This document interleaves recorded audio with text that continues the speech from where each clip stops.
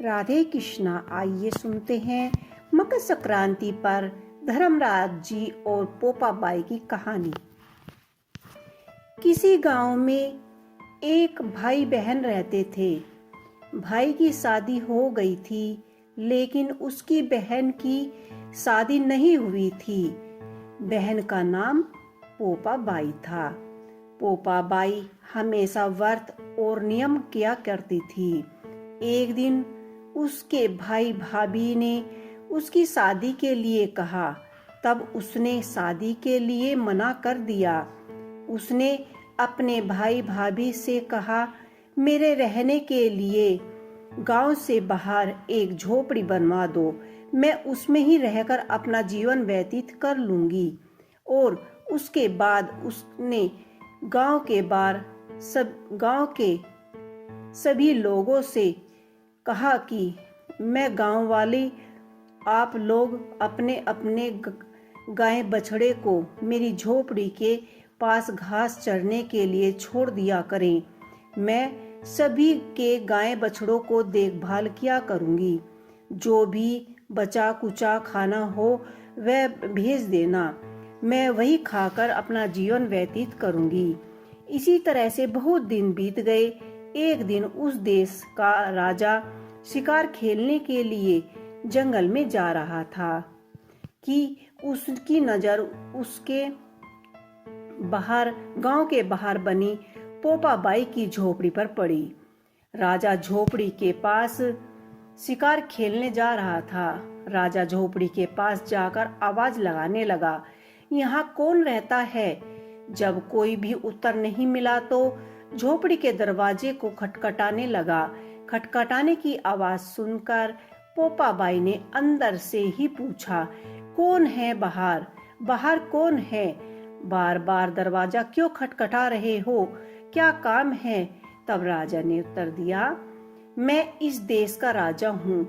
मैं तुम्हारे साथ शादी करना चाहता हूँ। पोपाबाई ने कहा, अपने महल को लौट जाओ, मैं पराये पुरुषों का मुंह नहीं देखना चाहती। लेकिन राजा ने उसकी बात पर ध्यान नहीं दिया और बलपूर्वक पोपा को उठाया, अपने घोड़े पर बैठाकर महल की ओर चल पड़ा।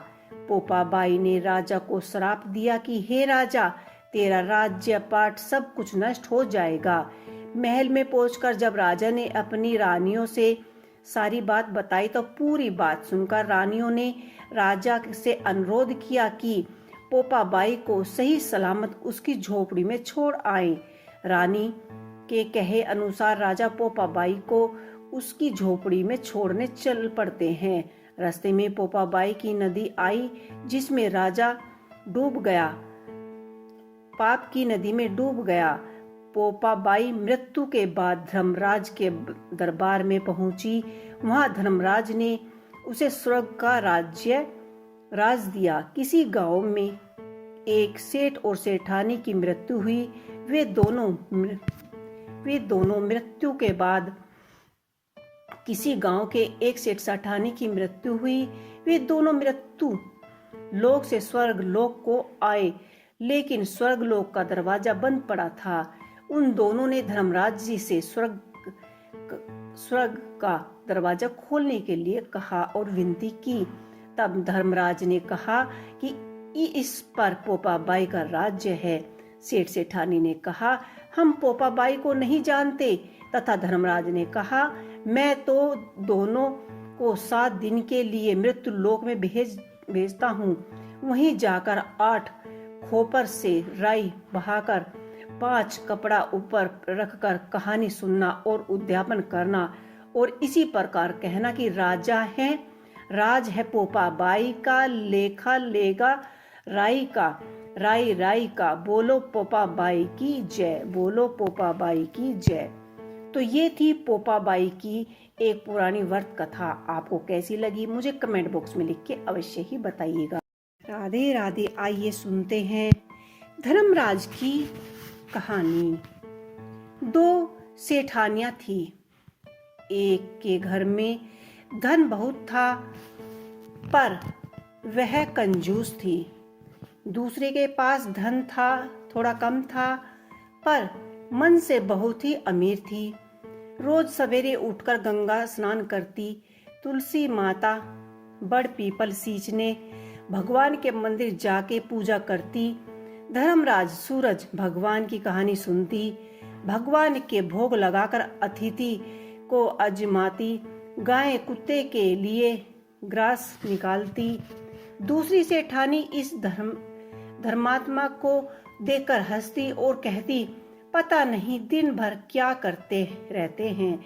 थोड़े समय बाद दोनों सेठानियों को भगवान का बुलावा आया। धर्मात्मा सेठानी के तो यमराज जी ने विमान भेजा और दूसरी को दूत मारने के लिए आ गए।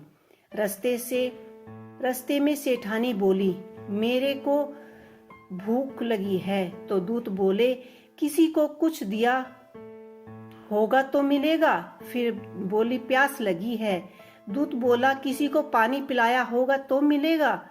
रास्ते में उसे कांटे चुभने लगे, गर्मी पड़ने लगी, पर दूत तो उसे घसीटता हुआ ले जा रहा था। अब सेठानी बहुत ही पछताने लगी कि सब कुछ होते हुए भी दान धर्म नहीं किया। इतने में यमराज जी का दरबार आ गया। धर्मात्मा बुढ़िया को भगवान के पास सिंहासन मिला और वह उस पर बैठी थी। उधर दूसरी सेठानी को तपते कुंड में डाल दिया गया। अब सेठानी यमराज से बोली, मुझे 1.25 पहर का जीवन दान दीजिए, मैं वापस आकर दंड भोग लूंगी। यमराज बोला, ठीक है। सेठानी के शरीर में वापस प्राण डाल दिए। शरीर में आते ही पंडितों को बुलाकर सेठानी ने धर्मराज की कथा सुनी। तब इसी तरह से दान धर्म किए। इतने में समय पूरा हो गया। उसके बाद विमान आया। 1.25 पहर के दान धर्म से सेठानी को स्वर्ग मिला। धर्मराज जी की जैसी सेठानी पर कृपा करे, वैसी ही हम सभी पर करना। आइए सुनते हैं चीड़ा चीड़ी की कहानी। एक बहुत बड़ा जंगल था। उस जंगल में बहुत सारे जानवर थे, लेकिन उसी जंगल में एक चीड़ा और एक चिड़िया रहती थी। वह एक दूसरे से बहुत प्यार करते थे, लेकिन चिड़िया जो है वह कभी कभी किसी बात को लेकर चिड़ा से झगड़ा किया करती थी। वह हमेशा उससे लड़ती रहती थी। उसके मन में बहुत सारे विचार आते थे और वह उस पर शक किया करती थी। एक दिन की बात है कि वे एक पेड़ पर बैठे हुए थे। दोनों किसी बात को लेकर झगड़ने लगे। चिड़िया ने चिड़िया से कहा कि तुम मुझसे प्यार नहीं करते। चिड़ा ने भी यह बात कह दी कि तुम भी मुझसे प्यार नहीं करती, तुम हमेशा ही मुझसे झगड़ती ही रहती हो। दोनों खूब लड़ने झगड़ने लगे। अंत में यह परिणाम आया कि चिड़िया चिड़े से एक शर्त लगा बैठी। चिड़िया ने चिड़ा से कहा कि चलो ठीक है, मैं मानती हूँ कि तुम भी मुझसे प्यार करते हो, लेकिन मैं तुमसे प्यार नहीं करती। लेकिन एक शर्त है, कल सुबह इस पेड़ के नीचे जिस पेड़ पर वे बैठे थे, सबसे पहले जो आकर पहुंचेगा मान लिया जाएगा कि वह सबसे ज्यादा प्यार करता है। चिड़े ने भी कहा, हाँ ठीक है, मिलते हैं। चिड़िया ने चिड़े से कहा, चलो ठीक है, मैं मानती हूँ कि तुम भी मुझसे बहुत प्यार करते हो, लेकिन शर्त है, कल सुबह इस पेड़ के नीचे जिस पेड़ पर वे बैठे थे, सबसे पहले जो आकर पहुंचेगा मान लिया जाएगा कि वह सबसे ज्यादा प्यार करता है। चिड़े ने भी कहा, हाँ ठीक है, मिलते हैं। और चिड़िया भी। दोनों ने बात मान ली और फिर चिड़िया अपने घर चली गई और चिड़ा वहीं रुक गया। उस समय बहुत ज्यादा ठंड पड़ रही थी और बहुत ही ज्यादा सर्दी का आलम था। तेज हवाएं चल रही थी। चिड़िया ने सोचा कि मैं क्यों घर जाऊं, ऐसा करती हूँ कि मैं इसी पेड़ पर रुक जाती हूँ और मैं कल चिड़िया को यह जरूर बता दूंगा कि मैं उससे ज्यादा प्यार करता हूँ। यह बात सुनकर चिड़ा उसी पेड़ पर रुक गया। उसी पेड़ पर रुक गया। यह बात सोचकर चिड़ा उसी पेड़ पर रुक गया। नहीं जाता है वह घर। रात में ठंड और भी बढ़ जाती है। बर्फीली हवाएं चलने लगती है। चिड़े को बहुत ज्यादा ठंड लगने लगती है, लेकिन वह वहां से कहीं भी नहीं जाता। वह वहीं बैठे रहता है और चिड़िया के बारे में सोचता रहता है कि मैं उसके कल यह कह दूंगा कि मैं ही उससे सबसे ज्यादा प्यार करता हूँ। कल सुबह वो आएगी और पहले यहाँ मुझे देखेगी तो हार जाएगी। यह सब बात सोचता रहा। चिड़ा धीरे धीरे रात और बढ़ने लगी और ज्यादा तेज हवाएं चलने लगी। ज्यादा ठंड सहन न कर पाने की वजह से चिड़ा उसी पेड़ के नीचे गिर जाता है और वहीं उसकी मौत हो जाती है। इधर चिड़िया जो है वह रात भर सोती नहीं है। वह रात भर जगी रहती है और सोचती रहती है कि कब सुबह होगी और वो सबसे पहले पेड़ पर पहुंचेगी और चिड़े को यह दिखा देगी कि वो उससे ज्यादा प्रेम करती है। रात भर यह बात सोचकर चिड़िया सोती नहीं है। जैसे ही सुबह होती है, चिड़े दौड़ी दौड़ी जाती है उस पेड़ के पास और उस हर तरफ देखती है कि चिड़िया का कोई पता नहीं चलता। वह दूर दूर तक चिड़िया वहीं बैठ जाती है। चिड़िया मन ही मन बहुत ही खुश होती है और सोचती है कि आज तो मैं जीत गई। आज चिड़े को यह बात मैं बता दूंगी कि मैं ही उससे सबसे ज्यादा प्यार करती हूँ। इंतजार करते करते 1 घंटा बीत जाता है। सूरज की किरणें निकल आती हैं। धीरे धीरे हर तरफ धूप छाने लगती है। चिड़िया इंतजार करती रहती है और देखते ही देखते उजाला हो जाता है, लेकिन चिड़े का कोई अता पता नहीं रहता। वह सोच में पड़ जाती है कि आखिर चिड़ा रह कहाँ गया, अभी तक तो नहीं आया। चिड़िया जब इधर उधर नजर डालती है तो उस पेड़ के नीचे एक झाड़ी पड़ी होती है। उस झाड़ी पर उसकी नजर जाती है और देखती है कि वहां कुछ है। जब वह नीचे आती है और बर्फ की हट्टी ठंड से देखती है, बर्फ को हटाती है तो देखती है कि चिड़ा वहां मरा हुआ पड़ा है और बर्फ से उसका सारा शरीर जम चुका है। यह देखकर चिड़िया बहुत जोर जोर से रोने लगती है और जैसे ही वह थोड़ा और साफ करती है तो देखती है कि वहां चिड़ा है जो कि मरते मरते यह लिख चुका है कि देख चिड़िया, मैं तुझसे बहुत ही ज्यादा प्यार करता हूँ। तू तो अपने घर चली गई, लेकिन मैं अपने प्यार को साबित करने के लिए रात भर इसी पेड़ पर रहा और नतीजा यह हुआ कि मेरी मौत अब होने वाली है। तो यह याद रखना कि मैं तुझसे हमेशा बहुत प्यार करता था और करता रहूंगा। आज भी इतना प्यार करता हूँ कि तेरी वजह से मैंने अपनी जान की भी परवाह नहीं की। यह बात जब चिड़िया पढ़ती है तो चिड़िया और चिल्ला चिल्ला कर रोने लगती है।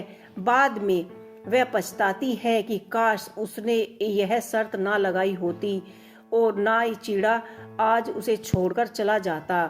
तो ये थी चिड़ा और चिड़ी की कहानी। आपको कैसी लगी मुझे कमेंट बॉक्स में लिख के अवश्य ही बताइए।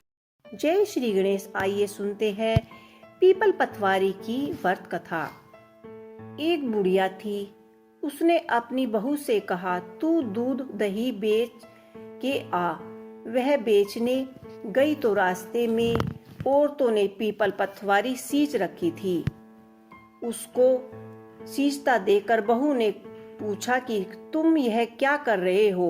औरत बोली कि हम पीपल पतवारी सींच रहे हैं, इससे अन्न और धन होता है।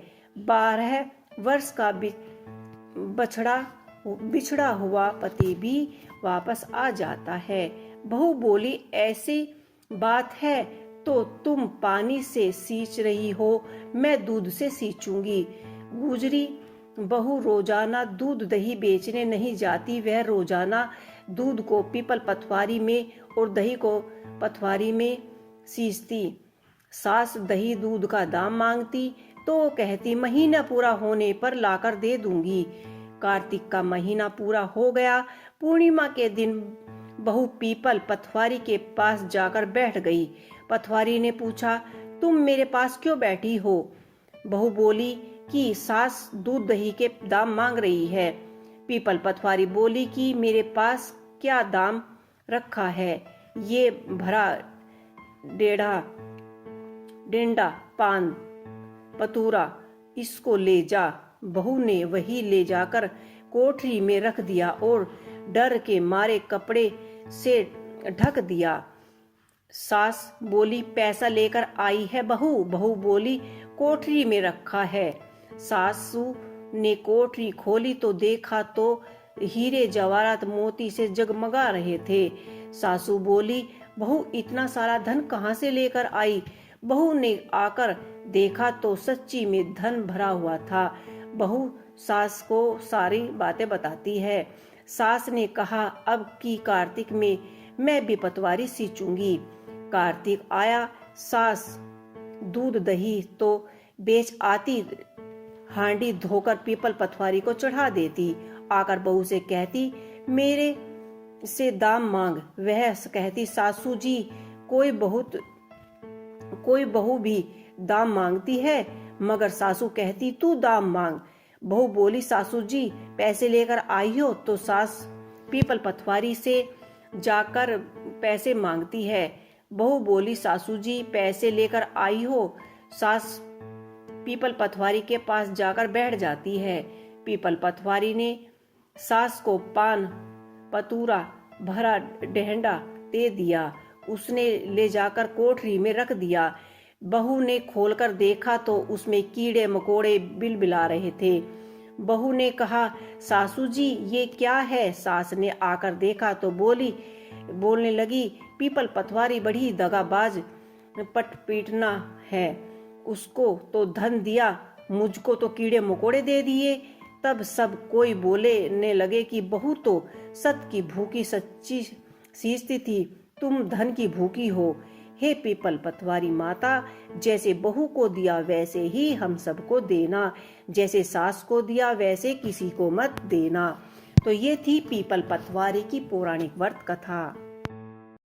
आइए सुनते हैं देवरानी जेठानी की व्रत कथा। एक शहर में देवरानी जेठानी रहा करती थी। देवरानी गरीब थी और जेठानी अमीर थी। देवरानी हमेशा गणेश जी का पूजन किया करती थी। देवरानी का पति जंगल में लकड़ी काटकर बेचा करता था। देवरानी घर चलाने के लिए जेठानी के यहाँ काम किया करती थी और शाम को बचा हुआ खाना लेकर जाती थी। माघ महीने में गणेश जी का व्रत सकट चतुर्थी देवरानी ने रखा। उसके पास पैसा नहीं था, लेकिन उसने तिल व गुड़ लाकर तिलकुट बनाया। पूजा करके तिल चौथ की कथा सुनी और जेठानी के यहाँ काम करने चली गई। सोचा शाम को चंद्र को अर्घ देकर जेठानी के यहाँ से जो भी खाना आएगा तिलकुट खाऊंगी। शाम को जब जेठानी के घर से खाना बनाया तो उसके जेठानी का व्रत होने के कारण सभी ने खाना खाने से मना कर दिया। अब देवरानी ने जेठानी से बोला, आप मुझे खाना दे दो जिससे मैं घर चली जाऊं। इस पर जेठानी ने कहा कि आज तो किसी को भी खाना नहीं मिलेगा, किसी ने भी खाना नहीं खाया है, तुम्हें कैसे दे दूं? तुम सवेरे ही बचा हुआ खाना ले जाना। देवरानी उदास मन से घर चली आई। देवरानी के घर पर पति बच्चे सब आस लगाए हुए बैठे थे कि आज तो त्योहार है, इसीलिए कुछ पकवान आएगा और खाने को मिलेगा। लेकिन जब बच्चों को पता चला कि आज तो रोटी भी नहीं मिली तो बच्चे रोने लगे।